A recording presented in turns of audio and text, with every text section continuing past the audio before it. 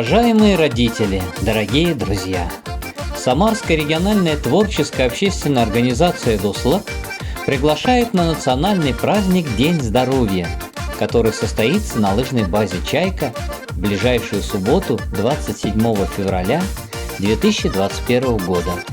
В программе спортивные состязания и игры, зимние забавы для малышей, катание на санках, коньках, лыжах, угощение блюдами татарской национальной кухни, чай из самовара, плов, приготовленный на костре.